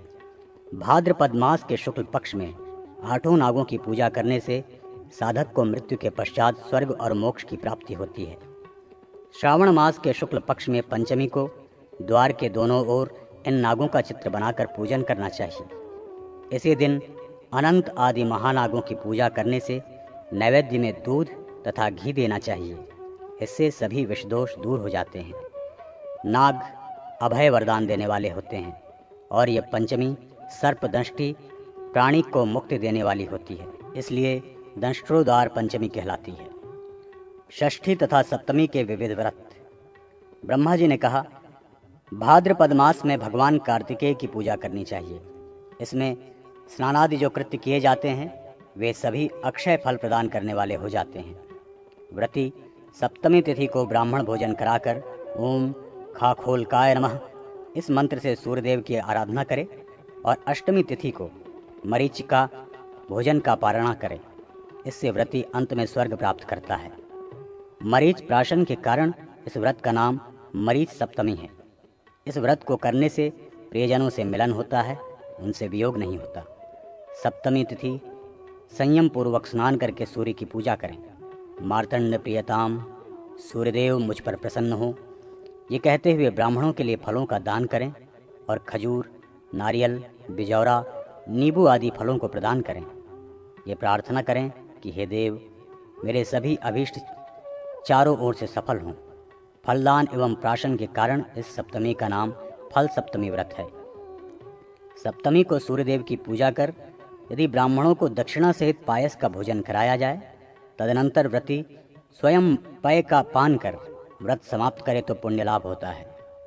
ओदन, भक्ष्य, चोष्य और लेह्य पदार्थ इस व्रत में ग्राह्य नहीं है। धन पुत्र की कामना करने वाला ओदन का परित्याग कर इस व्रत को करे। इसी वैशिष्ट के कारण इसे अनौदक सप्तमी कहा गया है। विजय की कामना करने वाले को वायु मात्र पान कर विजय सप्तमी का व्रत करना चाहिए। जो कामेच्छुक है वे मात्र अर्क का प्राशन कर इस व्रत को करें। इस प्रकार व्रत कर वे काम पर विजय प्राप्त कर लेते हैं। इस सप्तमी व्रत में गेहूं, उड़द, यव, साठी धान, तिल, कांस्य पात्र, पाषाण पात्र, पिसी हुई वस्तु, मधु, मैथुन, मध्य, मांस, तैलमर्दन और अंजन त्याज्य हैं। जो मनुष्य इनका परित्याग कर व्रत करता है उसकी सभी अभिलाषाएं पूर्ण हो जाती हैं। इसलिए इसे विजय सप्तमी कहा गया है। दूर्वाष्टमी तथा श्री कृष्णाष्टमी व्रत। ब्रह्मा जी ने कहा, हे ब्राह्मण, भाद्रपद मास में शुक्ल पक्ष की अष्टमी तिथि को दूर्वाष्टमी व्रत होता है। इस दिन उपवास कर कर दूर्वा से गौरी गणेश की और शिव की फल पुष्य आदि से पूजा करनी चाहिए। फल, धान्य आदि सभी प्रयोज्य वस्तुओं से शंभवे नमः, शिवाय नमः कहकर शिव का पूजन करें। तदनंतर त्वम दूर्वे मृत जन्मासि इस मंत्र से दूर्वा की पूजा करनी चाहिए। ऐसा करने से यह अष्टमी व्रत निश्चित ही साधक को सर्वस्व प्रदान करता है। इस व्रत में अग्नि में न पकाए हुए पदार्थों का भोजन करता है, वो ब्रह्म हत्या के पाप से मुक्त हो जाता है। इसी भाद्रपद के कृष्ण पक्ष की अष्टमी तिथि को अर्धरात्रि में रोहिणी नक्षत्र में भगवान हरि की पूजा का विधान है। ये श्री कृष्ण जन्माष्टमी व्रत कहलाता है। सप्तमी तिथि से विद्ध अष्टमी तिथि भी व्रत करने योग्य होती है। इस प्रकार के अष्टमी का व्रत करने से प्राणी के 3 जन्म के पाप नष्ट हो जाते हैं। अतः उपवास रखकर मंत्र से भगवान हरि की पूजा करके तिथि और नक्षत्र के अंत में पारणा करनी चाहिए। ओम योगाय योगपतये योगेश्वराय योग संभवाय गोविंदाय नमो नमः। इस मंत्र से योगेश्वर भगवान श्री कृष्ण का ध्यान कर ओम यज्ञाय यज्ञेश्वराय यज्ञपतये यज्ञ संभवाय गोविंदाय नमो नमः इस मंत्र से उन्हें स्नान कराना चाहिए। उसके बाद ओम विश्वाय विश्वेश्वराय विश्वपतये विश्व संभवाय गोविंदाय नमो नमः इस मंत्र से श्री हरि की पूजा करनी चाहिए। तत्पश्चात ओम सर्वाय सर्वेश्वराय सर्वपतये सर्वसंभवाय गोविंदाय नमो नमः इस मंत्र से उन्हें शयन कराना चाहिए। इस ठंडिल में चंद्रमा और रोहिणी के साथ भगवान कृष्ण की पूजा करें। पुष्प, फल और चंदन से युक्त जल को शंख में लेकर अपने दोनों घुटनों को पृथ्वी से लगाते हुए चंद्रमा को निम्न मंत्र द्वारा अर्घ्य प्रदान करें। हे क्षीर सागर से उत्पन्न देव, हे अत्रि मुनि के नेत्र से समुद्दत, हे चंद्रदेव, रोहिणी देवी के साथ मेरे द्वारा प्रदत्त इस अर्घ्य को आप स्वीकार करें। तदनंतर व्रती को महालक्ष्मी, वसुदेव, नंद, बलराम तथा यशोदा को फलयुक्त अर्घ्य प्रदान कर इस प्रकार प्रार्थना करनी चाहिए। वे देव जो अनंत, वामन, शौरी, वैकुंठनाथ, पुरुषोत्तम, वासुदेव, ऋषिकेश, माधव, मधुसूदन, वराह, पुंडरीकाक्ष, नरसिंह, दैत्यसूदन, दामोदर, पद्मनाभ, केशव, गरुड़ध्वज, गोविंद, अच्युत, अनंतदेव, अपराजित, अधोक्षज, जगद्बीज, सर्ग स्थित्यंत कारण, अनादिनिधन, विष्णु, त्रिलोकेश, त्रिविक्रम, नारायण, चतुर्भुज, शंख चक्र गदाधर, पीतांबरधारी, दिव्य, वनमाला से विभूषित, श्री वत्सांक, जगद्धाम, श्रीपति और श्रीधर आदि नाम से प्रसिद्ध हैं, जिनको देवकी से वसुदेव ने उत्पन्न किया है, जो पृथ्वी पर निवास करने वाले ब्राह्मणों की रक्षा के लिए संसार में अवतरित होते हैं, उन ब्रह्म रूप भगवान श्री कृष्ण को मैं नमन करता हूँ।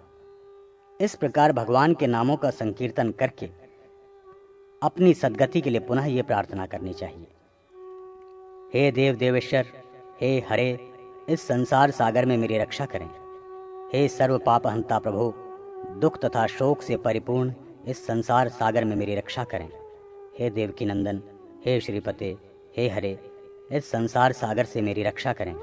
हे विष्णु, जो एक बार भी आपका स्मरण करते हैं उन सभी को आप दुराचरण के दुख से उबार लेते हैं।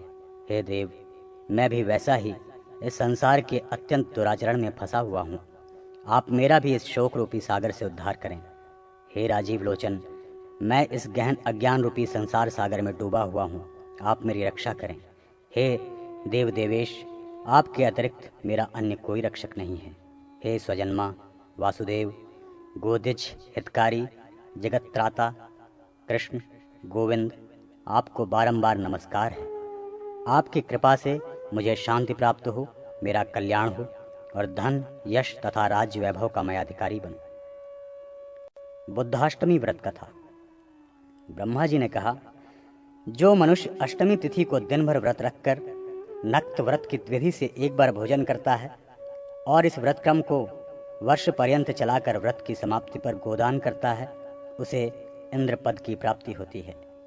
इस व्रत को सद्गति व्रत कहा गया है। पौष मास की शुक्लाष्टमी तिथि के व्रत का नाम महारुद्र व्रत है। जब दोनों पक्ष की अष्टमी तिथि बुधवार से युक्त हो तो नियम पूर्वक बुद्धाष्टमी व्रत करने वाले की संपत्ति कभी भी खंडित नहीं होती। मुक्ति की इच्छा रखने वाला जो मनुष्य 2 अंगुलियों को हटाकर शेष 3 अंगुलियों से बांधी गई मुट्ठी के द्वारा 8 मुट्ठी चावल लेकर श्रद्धापूर्वक भात बनाता है और कुशा से वेष्टित आम्रपत्र के दोने में करेमू के साग और इमली के साथ इस भात को इस व्रत की समाप्ति के बाद ग्रहण करता है और बुद्धाष्टमी की कथा सुनता है, उसकी सभी इच्छाएं पूर्ण हो जाती हैं। बुद्धाष्टमी को जलाशय में पंचोपचार विधि से बुद्ध देव की पूजा करनी चाहिए। तदनंतर यथाशक्ति दक्षिणा से युक्त ककड़ी और चावल का दान देना चाहिए। इस देव के पूजन का बीज मंत्र ओम बोम बुधाय नमः है। इस देव पूजा के पश्चात कमल गट्टे आदि की आहुति देने के लिए इसी बीज मंत्र के अंत में स्वाहा शब्द का प्रयोग करना चाहिए। जलाशय के मध्य जिस पूजा मंडल की कल्पना करें, उस मंडल के मध्य कल्पित पद्म दल के ऊपर धनुष बाण से युक्त श्याम वर्ण वाले इन देव की भावना कर उनके अंगों की पूजा करें। इस बुद्धाष्टमी की कथा बड़ी ही पुण्यदायिनी है। इस व्रत की कथा व्रत करने वाले जनों को अवश्य सुननी चाहिए। वो कथा इस प्रकार है। प्राचीन काल में पाटलिपुत्र नामक नगर में वीर नाम का एक श्रेष्ठ ब्राह्मण रहता था। उसकी पत्नी का नाम रंभा और पुत्र का नाम कौशिक था। उसके विजया नाम की एक पुत्री थी तथा धनपाल नाम का एक बैल था। ग्रीष्म ऋतु में एक बार कौशिक उस बैल को लेकर गंगा में स्नान करते समय जल क्रीड़ा करने लगा और उसी समय चोर गोपालकों ने आकर बलात् उस धनपाल नामक बैल का अपहरण कर लिया। कौशिक दुखी होकर वन में भ्रमण करने लगा। उसी समय संयोगवश अपनी माता के साथ गंगा जल लेने के लिए निकले विजया वहीं पर आ गई।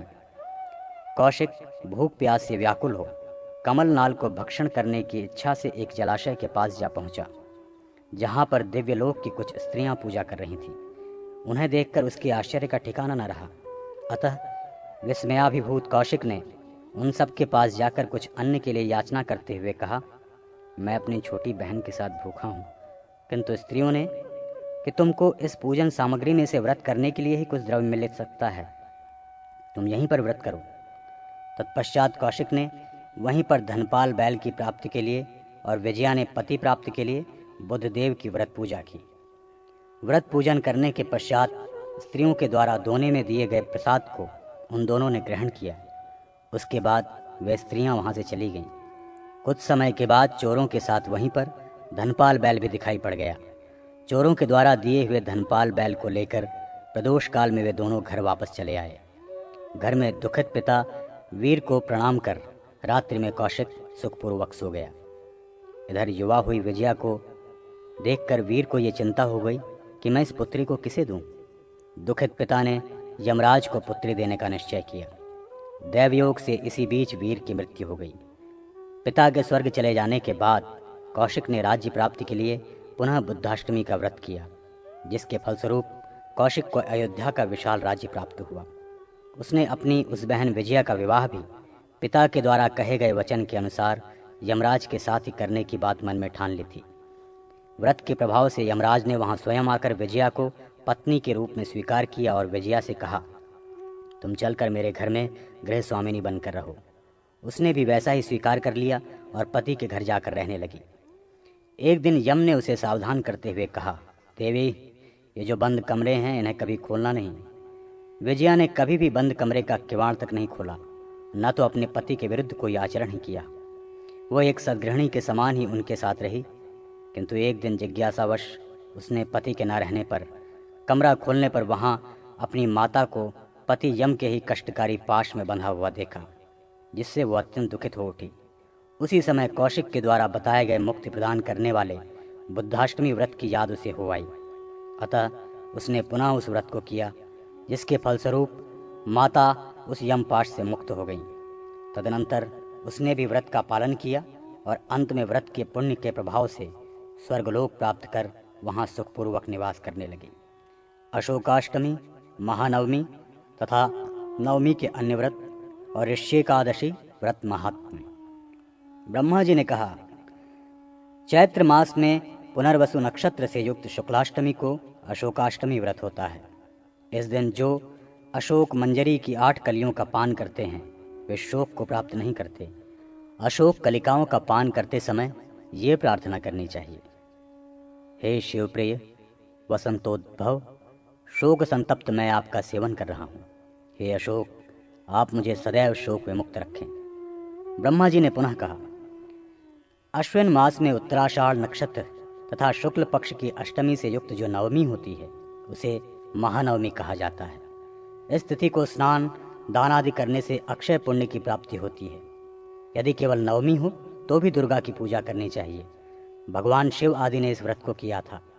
ये महाव्रत अत्याधिक पुण्य लाभ देने वाला है। शत्रु पर विजय प्राप्त करने के लिए राजा को यह व्रत करना चाहिए। उसे जप होम के बाद कुमारियों को भोजन कराना चाहिए। इस व्रत में देवी के पूजनादिक कृत्यों में प्रयुक्त होने वाला ओम दुर्गे दुर्गे रक्षणी स्वाहा ये मंत्र है। व्रती को चाहिए कि वो अष्टमी तिथि को लकड़ियों से देवी के लिए 9 अथवा 1 भवन का निर्माण करे। उसमें देवी की सुवर्ण या रजत मूर्ति स्थापित करे। देवी की पूजा शूल, खड्ग, पुस्तक, पट अथवा मंडल में करनी चाहिए। 18 हाथों वाली दुर्गा देवी अपनी बाईं ओर के हाथों में कपाल, खेटक, घंटा, दर्पण, तर्जनी, धनुष, ध्वज, डमरू और पाश धारण करती हैं। उनके दाहिनी ओर के हाथों में शक्ति, मुद्गर, शूल, वज्र, खड्ग, अंकुश, शर, चक्र और शलाका नामक आयुध रहते हैं। दुर्गा देवी के अतिरिक्त अन्य देवियों की जो प्रतिमाएं होती हैं उनके 16 हाथ माने गए हैं। अंजन और डमरू उनके हाथों में नहीं रहता। रुद्रचंडा, प्रचंडा, चंडोग्रा, चंडनायिका, चंडा, चंडवती, चंडरूपा तथा अतिचंडिका, इन 8 देवियों के अतिरिक्त नवी देवी उग्रचंडा है। ये उग्रचंडा देवी अन्य 8 देवियों के बीच प्रज्वलित अग्नि की प्रभा के समान सुशोभित होती हैं। रुद्रचंडा का वर्ण रोचना के समान, प्रचंडा का अरुण, चंडोग्राका कृष्ण, चंडनायिका का नील, चंडाका का धूम, चंडवती का शुक्ल, चंडरूपा का पीत, अतिचंडिका का वर्ण पांडुर और उग्रचंडा का वर्ण अग्नि की ज्वाला के समान है। देवी उग्रचंडा सिंह पर स्थित रहती हैं। इनके आगे हाथ में खड्ग लिए हुए महिषासुर स्थित रहता है। देवी अपने एक हाथ से उस महिषासुर का कच्छ पकड़े हुए स्थित रहती हैं। इन भगवती उग्रचंडा के दशाक्षरी विद्या मंत्र का जप करके मनुष्य किसी भी बाधा से बाधित नहीं होता। 15 अंगुल वाले खड्ग तथा त्रिशूल के साथ ही देवी की उग्र शक्तियों पूतना, पाप राक्षसी, चरकी तथा विदारिका की पिन आदि कोणों में यथाविधि पूजा करनी चाहिए। राजाओं को शत्रु आदि पर विजय प्राप्त करने के लिए विविध मंत्रों से इस महानवमी को देवी की विशेष पूजा करनी चाहिए। ब्राह्मणी, माहेशी, कौमारी, वैष्णवी, वाराही आदि मातृकाओं को दूध से स्नपन आदि कराकर देवी की रथ यात्रा निकालनी चाहिए। इससे उन्हें विजय तथा राज्य आदि की प्राप्ति होती है। अश्विन मास की शुक्ला नवमी को एक भक्त व्रत करते हुए देवी और ब्राह्मणों की पूजा करके 1 लाख बीज मंत्र का जप करना चाहिए। इसे वीर नवमी व्रत कहा गया है। चैत्र शुक्ला नवमी को देवी की पूजा दमनक नामक पुष्प से करनी चाहिए। ऐसा करने से आयु, आरोग्य और सौभाग्य की प्राप्ति होती है तथा व्रती शत्रु से अपराजित रहता है। इसे दमनक नवमी व्रत कहा जाता है। इसी मास के शुक्ला दशमी को एक भक्त व्रत करके वर्ष के अंत में 10 गौओं का दान तथा दिक्पालों को स्वर्ण मेखला का निवेदन करने वाला समस्त ब्रह्मांड का स्वामी हो जाता है। इसका नाम दिग्दशमी व्रत है।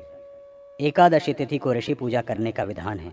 इससे व्रती का सब प्रकार से उपकार होता है। वो इस लोक में धनवान और पुत्रवान होकर रहता है और अंत में उसे ऋषिलोक में प्रतिष्ठा प्राप्त होती है। चैत्र मास में दमनक पुष्प तथा इन्हीं पुष्पों से बनी माला द्वारा मरीचि, अत्रि, अंगिरा, पुलत्स्य, पुलह, क्रतु, प्रचेता, वशिष्ठ, भृगु और नारद इन ऋषियों की पूजा करनी चाहिए। श्रवण द्वादशी व्रत। ब्रह्मा जी ने कहा, अब मैं प्राणियों को भोग और मोक्ष प्रदान करने वाले श्रवण द्वादशी व्रत का वर्णन करूंगा। श्रवण के नक्षत्र से युक्त एकादशी और द्वादशी तिथि जब तक एक ही दिन पड़ती हैं तो उसे विजया तिथि कहा जाता है। इस दिन हरि की पूजा आदि करने से प्राप्त पुण्य का फल अक्षय होता है। एक भक्त व्रत करने से अथवा नक्त व्रत करने से या अयाचित व्रत करने से अथवा उपवास या भिक्षाचार करने से इस द्वादशी व्रत का पुण्य क्षीण नहीं होता। व्रती को इस द्वादशी के दिन कांस्य पात्र, मांस, शहद, लोभ असत्य भाषण, व्यायाम, मैथुन, दिन में सोना, अंजन, पत्थर पर पिसे हुए द्रव्य तथा मसूर का प्रयोग नहीं करना चाहिए। यदि भाद्रपद मास में शुक्ल पक्ष की द्वादशी तिथि श्रवण नक्षत्र से युक्त हो तो वो द्वादशी बहुत ही महत्वपूर्ण होती है। उस दिन उपवास करने से महान फलों की प्राप्ति होती है। यदि ये तिथि बुधवार से भी युक्त हो तो इस दिन नदियों के संगम में स्नान करने से महनीय फल प्राप्त होते हैं। इस दिन रत्न एवं जल से परिपूर्ण कुंभ में 2 श्वेत वस्त्रों से आच्छादित भगवान वामन की स्वर्णमयी प्रतिमा का छत्र और जूता समन्वित पूजन करना चाहिए। विद्वान को चाहिए कि ओम नमो वासुदेवाय इस मंत्र से भगवान वामन के सिर की पूजा करके ओम श्रीधराय नमः मंत्र से उनके मुखमंडल की, ओम कृष्णाय नमः मंत्र से उनके कंठ की, ओम श्रीपतिये नमः मंत्र से उनके वक्षस्थल की, ओम सर्वास्त्रधारिणे नमः मंत्र से उनकी भुजाओं की, ओम व्यापकाय नमः मंत्र से उनके कुक्षि प्रदेश की, ओम केशवाय नमः मंत्र से उनके उदर की, ओम त्रैलोक्यपतये नमः मंत्र से उनके मेढ़ भाग की तथा ओम सर्वभूते नमः मंत्र से उनकी जंघाओं की और ओम सर्वात्मने नमः मंत्र से उनके पैरों की पूजा करनी चाहिए। उन्हें घृत और पायस का नैवेद्य समर्पित करें। कुंभ और मोदक दे रात्रि में जागरण करना चाहिए। तदनंतर प्रातःकाल होने पर स्नान और आचमन करें और उनकी पुनः पूजा करके पुष्पांजलि सहित इस प्रकार प्रार्थना करें। हे गोविंद ज्ञान स्वरूप श्रवण वाले देव, आपको बारंबार नमस्कार है। आप मेरे समस्त पाप समूहों का विनाश करके मेरे लिए सभी सुखों को प्रदान करने वाले हो गए। प्रार्थना के बाद प्रेताम देवदेवेश ऐसा कहते हुए ब्राह्मणों को कलशों का दान दें। इस व्रत पूजा को नदी तट अथवा अन्य किसी पवित्र स्थान पर करने से सभी इच्छाएं पूर्ण हो जाती हैं। तिथिव्रत, वार व्रत एवं नक्षत्रादि व्रत निरूपण और प्रतिपदादि तिथियों में पूजनीय देवता। ब्रह्मा जी ने कहा, कामदेव त्रयोदशी तिथि को श्वेत कमल आदि के पुष्पों से रति और प्रीति से युक्त मणि विभूषित शोक रहित कामदेव की पूजा करनी चाहिए। इस व्रत का नाम मदन त्रयोदशी है। जो वर्ष पर्यंत प्रत्येक मास के शुक्ल और कृष्ण पक्ष की चतुर्दशी एवं अष्टमी तिथि में उपवास करके शिव पूजन करता है वो मुक्ति प्राप्त करता है। इसे शिव चतुर्दशी तथा शिवाष्टमी व्रत कहा गया है। 3 रात्रियों तक उपवास रखकर व्रती को कार्तिक मास में एक शुभ भवन का दान देना चाहिए। ऐसा करने से सूर्यलोक की प्राप्ति होती है। ये कल्याणकारी धाम व्रत है। अमावस्या तिथि में पितरों को दिया गया जल यदि अक्षय होता है, नक्त व्रत करके वारों के नाम से सूर्यादि की पूजा करके व्रती सभी फलों को प्राप्त करने का अधिकारी हो जाता है। ये वार व्रत कहलाते हैं।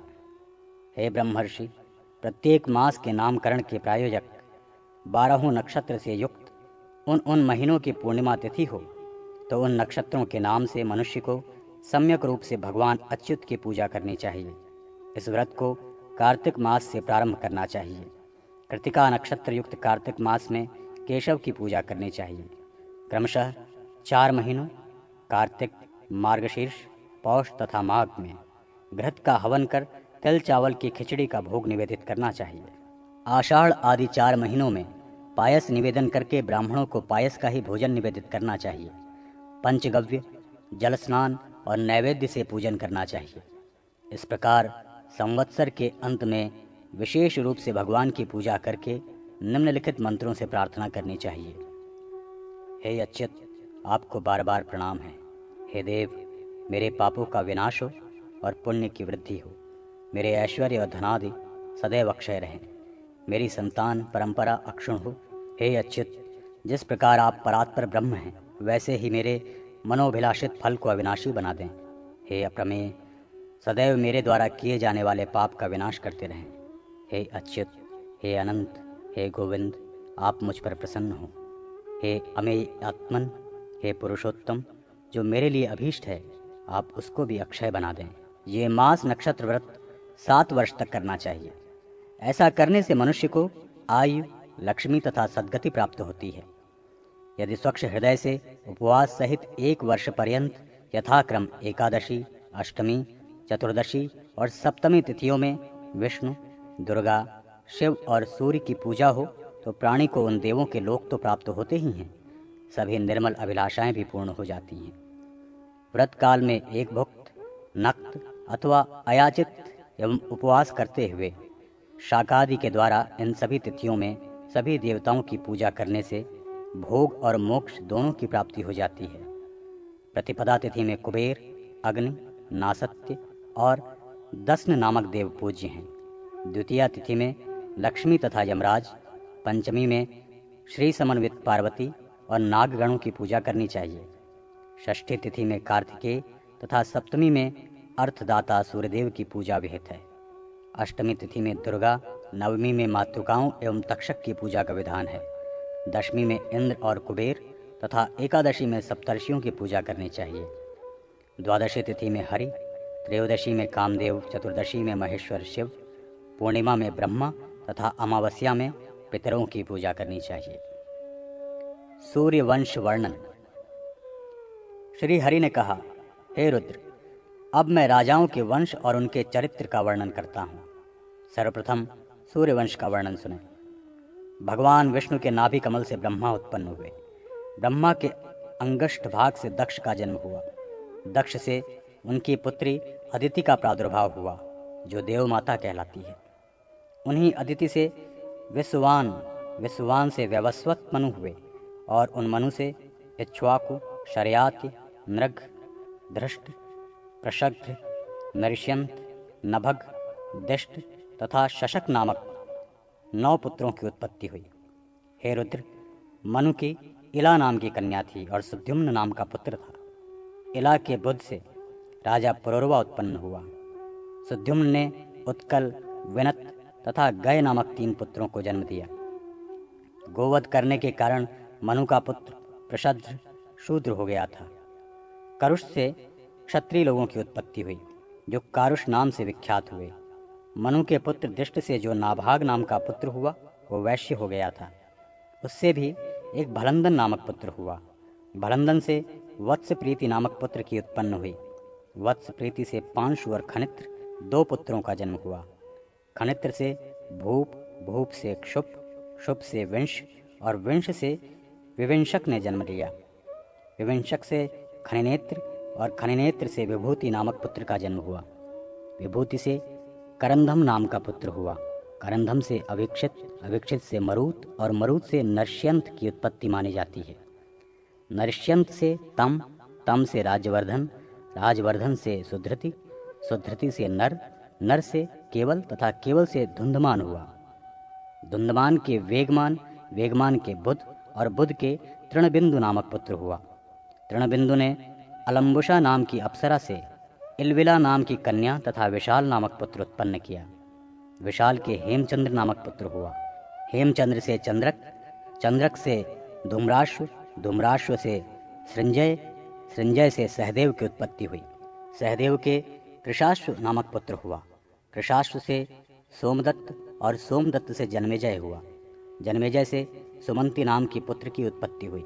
इन सभी को वैशालक कहा गया है। उनके पुत्र शर्याति के सुकन्या नाम की पुत्री हुई, जो च्यवन ऋषि की भार्या बनी। शर्याति के अनंत नामक पुत्र भी था। उससे रेवत नाम का पुत्र हुआ। रेवत के भी रैवत नामक पुत्र हुआ।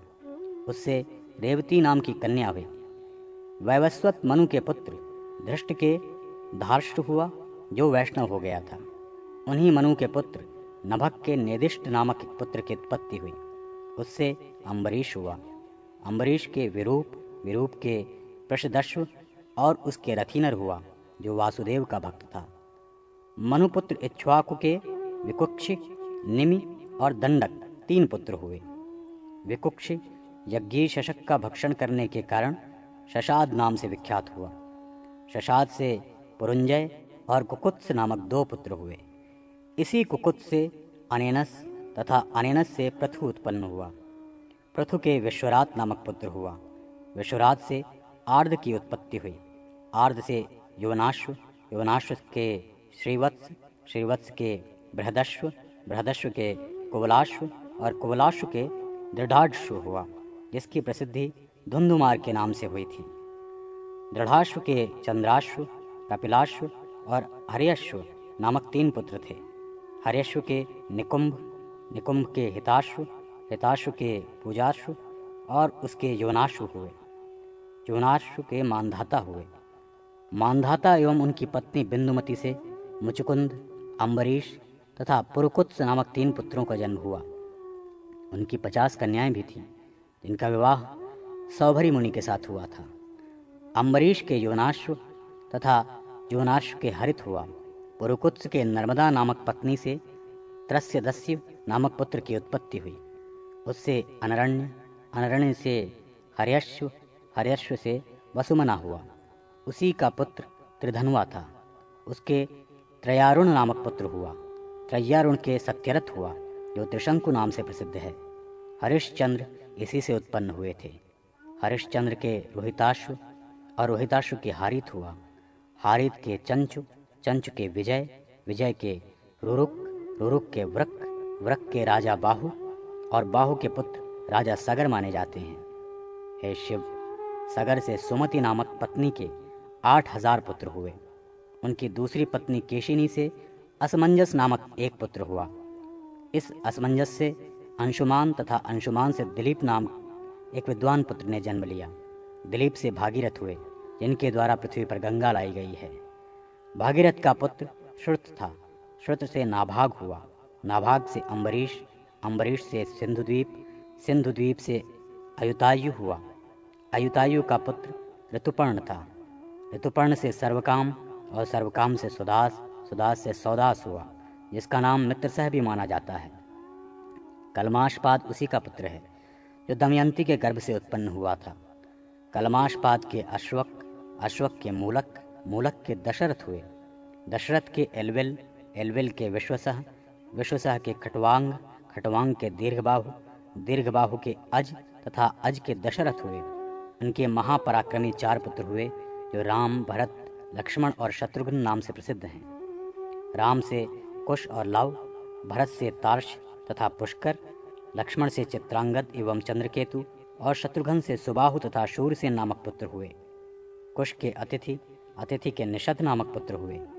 निषद के नल तथा नल के नभस नाम का पुत्र माना गया है। नभस के पुंडरीक और पुंडरीक से क्षेमधनवा नामक पुत्र ने जन्म लिया। का पुत्र देवानीक था। उससे अहिनक, अहिनक से रुरु तथा रुरु से परियात्र नाम का पुत्र जन्म हुआ। परियात्र से दल की उत्पत्ति हुई और दल से छल, छल से उक्त, उक्त से वज्रनाभ और वज्रनाभ से गण, गण से उषिताश्व, उषिताश्व से विश्वसह की उत्पत्ति हुई। हिरण्यनाभ उसी का पुत्र था। उसका पुत्र पुष्पक माना गया है। पुष्पक से ध्रुव संधि, ध्रुव संधि से सुदर्शन, सुदर्शन से अग्निवर्ण, अग्निवर्ण से पद्मवर्ण हुआ। पद्मवर्ण से शीघ्र और शीघ्र से मरु हुए। मरु से सुश्रित और उससे उदावसु नाम का पुत्र उत्पन्न हुआ। उदावसु से नंदिवर्धन, नंदिवर्धन से सुकेतु, सुकेतु से देवरात की उत्पत्ति हुई। देवरात का पुत्र बृहदुक्त था। बृहदुक्त के महावीर, महावीर के सुधृति, सुधृति के धृष्टकेतु, धृष्टकेतु के हर्यश्व, हर्यश्व के मरु, मरु के प्रतिंधक हुआ। प्रतिंधक से कृतिरथ और कृतिरथ के देवमीढ़ नाम का पुत्र हुआ।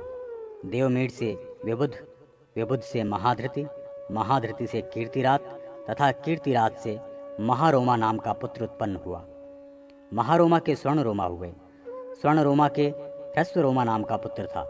ह्रस्वरोमा के शीरध्वज हुआ। उसके सीता नाम की एक पुत्री हुई। शीरध्वज के कुशध्वज नाम का एक भाई भी था। सीता के अतिरिक्त शीरध्वज के भानुमान नाम का एक पुत्र भी हुआ। उस भानुमान से शतधुम्न, शतधुम्न से शुचि नाम की पुत्र की उत्पत्ति हुई। शुचि के ऊर्ज नाम का पुत्र था। उस ऊर्ज से संद्वाज उत्पन्न हुआ। संद्वाज से कुली ने जन्म लिया। उस कुली से अनंजन नाम का पुत्र हुआ। अनंजन से कुलजित की उत्पत्ति हुई। उसके भी अधिनेमिक नाम का पुत्र था।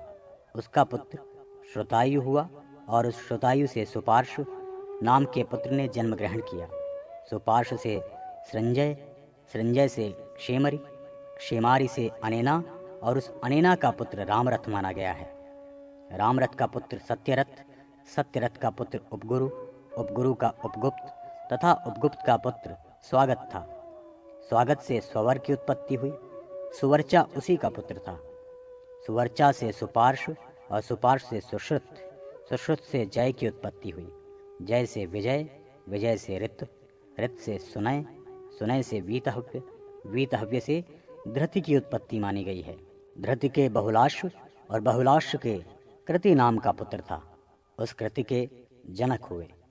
जनक के 2 वंश कहे गए हैं जिन्होंने योग मार्ग का अनुसरण किया था। चंद्र वंश का वर्णन। श्री हरि ने कहा, हे रुद्र, सूर्य के वंश का वर्णन तो मैंने कर दिया, अब मुझसे चंद्र वंश का वर्णन आप सुने। नारायण से ब्रह्मा प्रादुर्भूत हुए। ब्रह्मा से अत्र की उत्पत्ति हुई, अत्र से सोम हुए। उनकी पत्नी तारा थी जो पहले बृहस्पति की भी प्रियतमा थी। तारा ने चंद्र से बुध को उत्पन्न किया। उसी बुध का पुत्र पुरुरवा हुआ।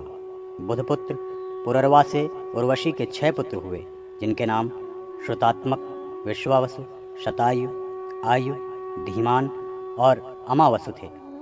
अमावसु के भीम, भीम के कांचन, कांचन से सुहोत्र और सुहोत्र के जुह्रु हुए। जुह्रु से सुमंतु, सुमंतु से उपजापक उनका पुत्र बलाकाश्व था। बलाकाश्व से कुश, कुश से कुशाश्व, कुशनाभ, अमूर्तिराय और वसु नामक 4 पुत्र हुए। कुशाश्व से गाधि का जन्म हुआ। विश्वामित्र उसी के पुत्र थे। गाधि की सत्यवती नाम की कन्या थी। उसको उन्होंने ब्राह्मण ऋचिक को सौंप दिया। ऋचिक के जमदाग्नि नामक पुत्र हुआ। जमदग्नि के परशुराम हुए। विश्वामित्र से देवरात तथा मधुच्छंदन आदि अनेक पुत्रों का जन्म हुआ। बुध के पुत्र आयु से नहुष की उत्पत्ति हुई। नहुष के अनेना, राज, रंभक तथा क्षत्रवृद्ध नामक 4 पुत्र हुए। क्षत्रवृद्ध का सुहोत्र नाम का पुत्र राजा हुआ। सुहोत्र के काश्य, काश और ग्रत्समद नामक 3 पुत्र हुए। ग्रत्समद से शौनक तथा काश्य से दीर्घतमा हुआ। दीर्घतमा से वैद्य धन्वंतरी का जन्म हुआ। केतुमान उन्हीं का पुत्र था। केतुमान से भीमरथ, भीमरथ से दिवोदास, दिवोदास से प्रतर्दन हुआ जो शत्रुजित नाम से विख्यात हुआ। ऋतुध्वज उसी शत्रुजित का पुत्र था। ऋतुध्वज से अलर्क, अलर्क से सन्नति, सन्नति से सुनीत, सुनीत से सत्यकेतु, सत्यकेतु से विभु नाम का पुत्र हुआ। विभु से सुविभु, सुविभु से सुकुमार, सुकुमार से धृष्टकेतु की उत्पत्ति हुई। उस धृष्टकेतु का पुत्र वीतिहोत्र था। वीतिहोत्र के भर्ग और भर्ग के भूमिक नाम का पुत्र हुआ। ये सभी विष्णु धर्मपरायण राजा थे। नहुषपुत्र राजी या रजी के 500 पुत्र थे जिनका संहार इंद्र ने किया था।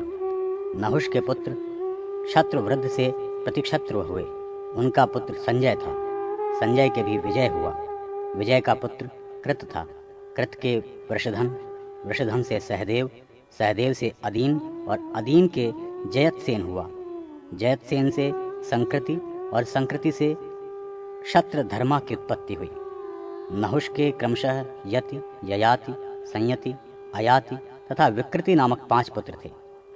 ययाति से देवयानी ने यदु और तुर्वसु नामक 2 पुत्रों को जन्म दिया। राजा वृषपर्वा की पुत्री शर्मिष्ठा ने ययाति से ध्रुव्य, अनु और पुरु नामक 3 पुत्रों को उत्पन्न किया।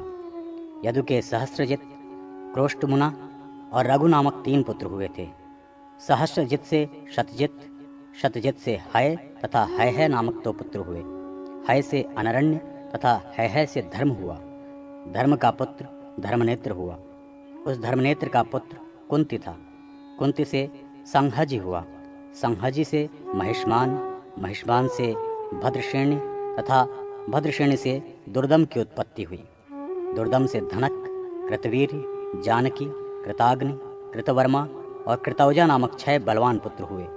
कृतवीर से अर्जुन तथा अर्जुन से शूरसेन नाम का पुत्र हुआ। उस पुत्र के अतिरिक्त कृतवीर के जयध्वज, मधु, शूर और वृषण नामक 4 पुत्र हुए। शूरसेन सहित ये 5 पुत्र बड़े ही सूरती थे। जयध्वज से तालजंग, तालजंग से भरत हुआ। कृतवीर वृषण का पुत्र मधु था। मधु से वृष्णि हुआ जिससे वृष्णि वंशियों की उत्पत्ति हुई। क्रोष्टु के विजग्गीवान हुआ। उस विजग्गीवान का पुत्र आहि था। आहि से उशंकु हुआ। उसका पुत्र चित्ररथ था। चित्ररथ से शशबिंदु हुआ जिसके 1,00,000 पत्नियां तथा पृथकीर्ति, पृथुजय, पृथुदान, पृथुश्रवा, आदि श्रेष्ठ 10 लाख पुत्र हुए थे। प्रत्यश्रवा से तम, तम से उष्णा हुआ, उसका पुत्र शितगु था। तत्पश्चात उसके श्री रुक्म कवच हुआ। श्री रुक्म कवच से रुक्म, पृथुरुक्म, ज्यामघ, पालित और हरि ये 4 पुत्र हुए। ज्यामक से विदर्भ का जन्म हुआ। विदर्भ की पत्नी शैब्या थी। उससे विदर्भ ने कृत, कौशिक तथा रोमपाद नामक 3 पुत्रों को जन्म दिया। रोमपाद से बभ्रु और बभ्रु से धृति हुआ। कौशिक के ऋचि नाम का पुत्र था। उसी से चेदि नाम का राजा हुआ। उसका पुत्र कुंती था। कुंती से वृष्णि नाम का पुत्र हुआ। वृष्णि से निवृत्ति, निवृत्ति से दशार्ह, दशार्ह से व्योम और व्योम से जीमूत नाम का पुत्र हुआ। जीमूत से विकृति का जन्म हुआ। उस विकृति का पुत्र भीमरथ था। भीमरथ से मधुरथ और मधुरथ से शकुनि उत्पन्न हुआ। शकुनि का पुत्र करम्भी था। उस करम्भी का पुत्र देवमान माना जाता है। देवमान या देवनथ से देवक्षत्र तथा देवक्षत्र से मधु नाम का पुत्र हुआ। मधु से कुरुवंश, कुरुवंश से अनु, अनु से पुरुहोत्र, पुरुहोत्र से अंशु, अंशु से सतश्रुत और उससे सात्वत नाम का पुत्र हुआ। सात्वत के भाजन, भजमान, अंधक, महाभोज, वृष्ण, दिव्यावन्य तथा देवाव्रत नामक 7 पुत्र हुए। भजमान से निमि, वृष्ण, अयुताजित, शतजित, सहस्त्राजित, बभ्रु, देव और बृहस्पति नाम के पुत्र हुए। महाभोज से भोज और उस वृष्णि से सुमित्र नाम का पुत्र हुआ। सुमित्र से स्वधाजित, अनमित्र तथा अशिनि हुए। अनमित्र का पुत्र निघ्न और निघ्न का पुत्र सत्राजित हुआ। अनमित्र से प्रसेन तथा शिबि नामक 2 अन्य पुत्र भी हुए थे। शिबि से सत्यक, सत्यक से सात्यकी हुआ। सात्यकी के संजय और उस संजय के कुली हुए। उस कुली का पुत्र युगंधर था। इन सभी को शिबिवंशी शैबेई कहा गया है। अनमित्र के वंश में ही वृष्णि, स्वफल्क तथा चित्रक नामक अन्य 3 पुत्र हुए थे। स्वफल्क ने गांधिनी के गर्भ से अक्रूर को जन्म दिया, जो परम वैष्णव थे। अक्रूर से उपमद्गु हुआ, जिसका पुत्र देवधोत था। उपमद्गु के अतिरिक्त अक्रूर के देववान और उपदेव नामक 2 पुत्र माने गए हैं। अनमित्र पुत्र चित्रक के प्रथु तथा विप्रथु नामक 2 पुत्र थे। सात्वत नंदन अंधक का पुत्र शुचि माना जाता है। भजमान के कुकुर और कंबल बर्हिष्ठ 2 पुत्र हुए। कुकुर से धृष्ट का जन्म हुआ। उसका पुत्र कापोत रोमक था। उस कापोत रोम का विलोमा और विलोमा से तुम्बरु का जन्म हुआ। तुम्बरु से दुदुम्भी तथा दुदुम्भी का पुनर्वसु माना जाता है। उस पुनर्वसु का पुत्र आहुक था। आहुक के एक पुत्री हुई, जिसका नाम आहुकी था। आहुक के 2 पुत्र हुए, जिनका नाम देवक और उग्रसेन था। देवक से देवकी का जन्म हुआ।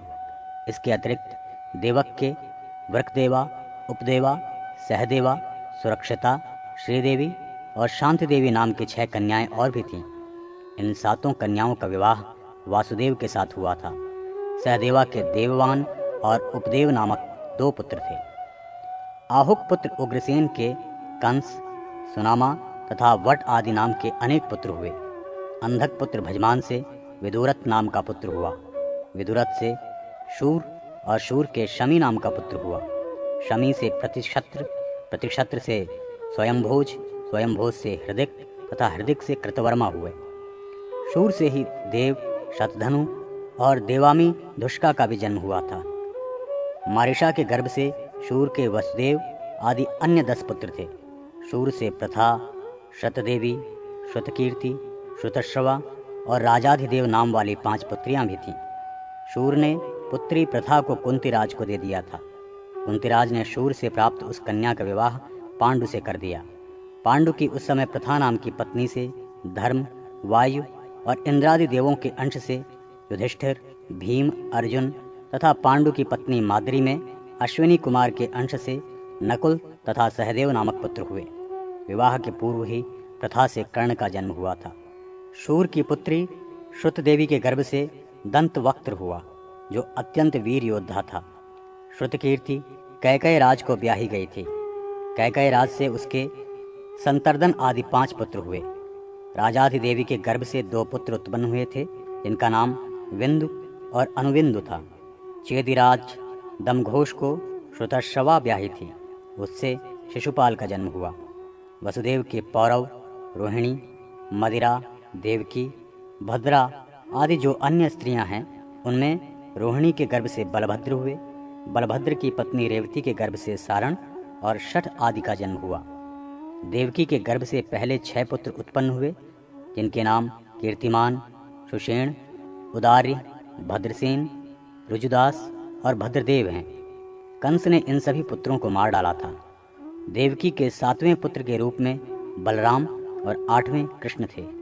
कृष्ण की 16,000 रानियां थीं। रुक्मिणी, सत्यभामा, लक्ष्मणा, चारुहासिनी तथा जाम्बवती आदि 8 प्रधान पत्नियां थीं। इनसे उनके बहुत से पुत्र हुए। प्रद्युम्न, चारुदेष्ण तथा साम कृष्ण के प्रधान पुत्र हैं। प्रद्युम्न की पत्नी कुकुद्धिनी के गर्भ से महापराक्रमशाली अनिरुद्ध का जन्म हुआ। अनिरुद्ध के सुभद्रा नामक पत्नी के गर्भ से वज्र नाम के राजा हुए। उनका पुत्र प्रतिबाहु था। प्रतिबाहु का पुत्र चारु हुआ। ययाति पुत्र तुर्वसु के वंश में वहनी नामक पुत्र का जन्म हुआ। वहनी से भर्ग हुआ।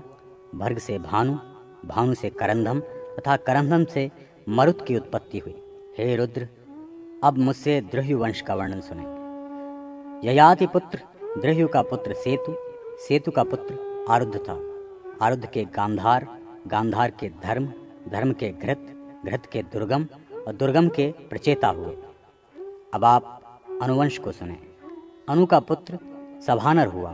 सभानर का कालंजय, कालंजय का संजय, संजय का पुरुंजय, पुरुंजय का जन्मेजय, जन्मेजय का पुत्र महाशाल था।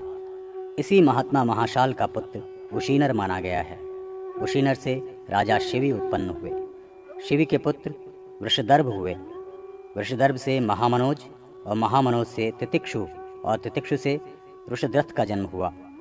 वृषद्रथ से हेम तथा हेम से सुतप हुए। सुतप से बलि और बलि से अंग, बंग, कलिंग, आंध्र तथा पौंड्र नाम के पुत्र हुए। अंग से अनपान, अनपान से दिविरथ, दिविरथ से धर्मरथ हुआ।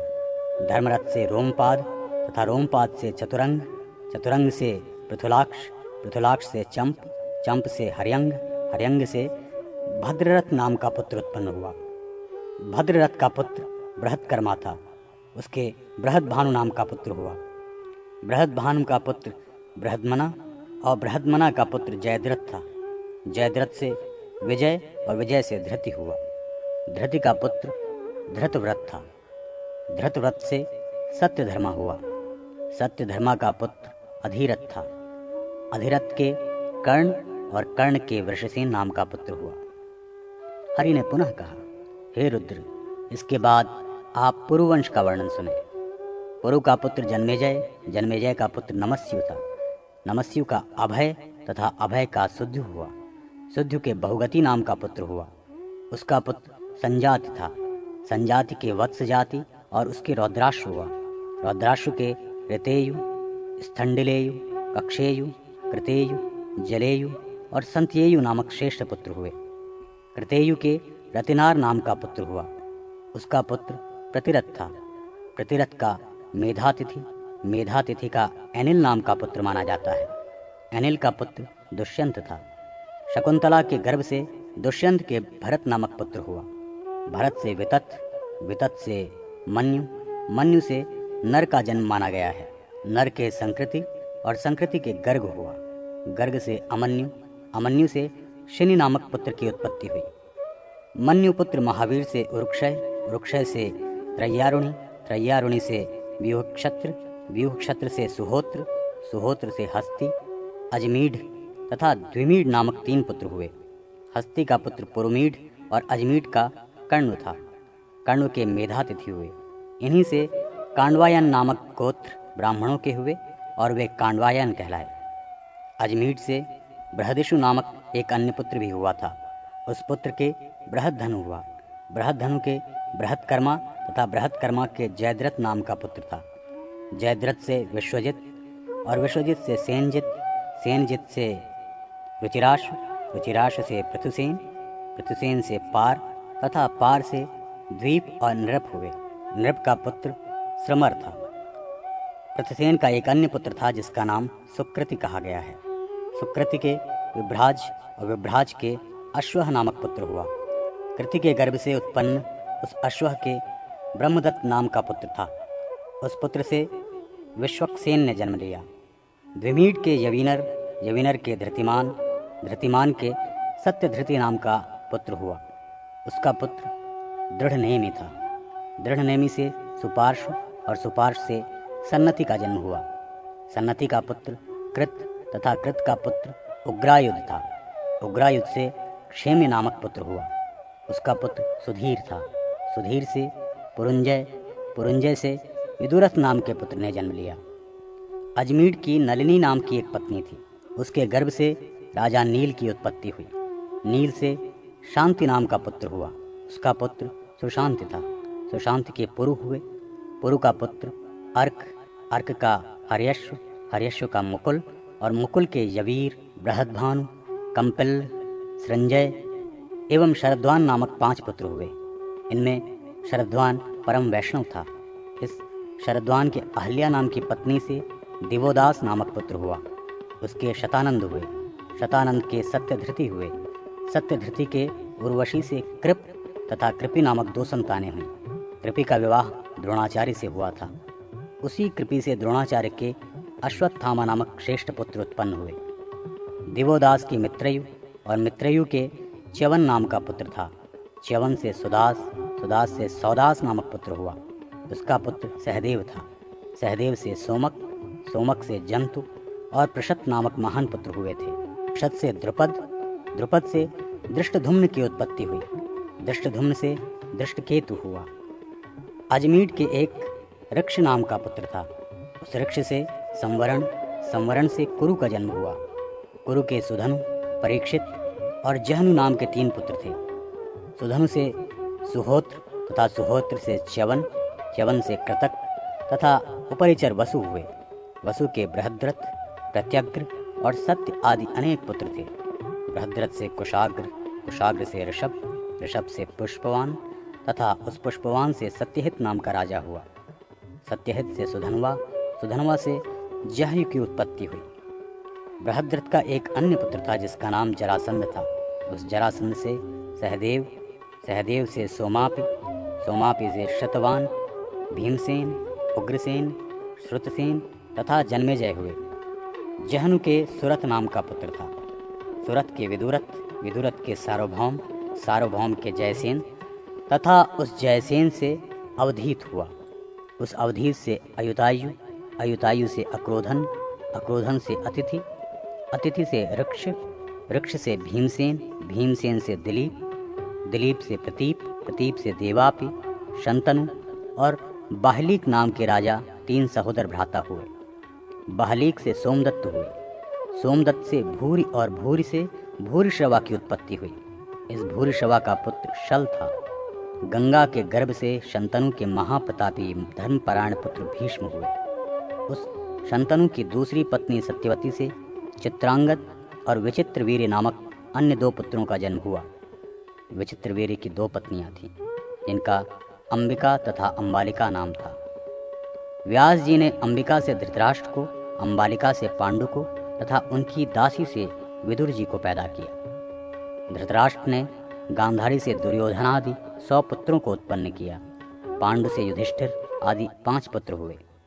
द्रौपदी से क्रमशः प्रतिविंध्य, श्रुतसोम, श्रुतकीर्ति, शतानिक और श्रुतकर्मा नामक 5 पुत्रों का जन्म हुआ। योधेयी, हिडिंबा, कौशी, सुभद्रिका, विजया तथा रेणुमती नाम की पत्नियां भी थीं। इनके गर्भ से देवक, घटोत्कच, अभिमन्यु, सर्वज्ञ, सुहोत्र और निर्मित्र नामक पुत्र हुए। अभिमन्यु के परीक्षित तथा परीक्षित के जन्मेजय नाम का पुत्र हुआ। भविष्य के राजवंश का वर्णन। श्री हरि ने कहा, हे रुद्र, परीक्षित के पुत्र जन्मेजय के पश्चात इस चंद्रवंश में शतानिक, अश्वमेध दत्त, अधिसोमक, कृष्ण, अनिरुद्ध, उष्ण, चित्ररथ, शुचिद्रथ, वृष्णिमान, सुषेण, सुनीथक, नचक्षु, मुखाबाण, मेधावी, नृपंजय, परिप्लव, सुनय, मेधावी, नृपंजय, बृहद्रथ, हरि, तिग्म, शतानिक, सुदानक, उदान, अहिनर, दंडपाणि, निमित्तक, क्षेमक तथा शूद्रक नामक राजा हुए। ये सभी यथाक्रम अपने पूर्ववर्ती राजा के पुत्र थे। हे रुद्र, अब मैं इक्ष्वाकु वंशी बृहद्दल के उस वंश का वर्णन करता हूँ जिसे बृहद्दल वंशी कहा गया है। यथा बृहद्दल से उरुक्षय, उसके बाद वत्सव्यू हुआ। वत्सव्यू से सूर्य और उसके पुत्र सहदेव हुए। इसके बाद बृहदश्व, भानुरथ, प्रतीच्य, प्रतीतक, मनुदेव, सुनक्षत्र, किन्नर और अंतरिक्षक हुए। तत्पश्चात सुवर्ण, कृतजित और धार्मिक बृहद्भ्राज हुए। तदनंतर कृतंजय, धनंजय, संजय, शाक्य, शुद्धोदन, बाहुल, सेनजित, शुद्रक, समित्र, कुंडव और सुमित्र हुए। अब मगधवंशी राजाओं को सुने।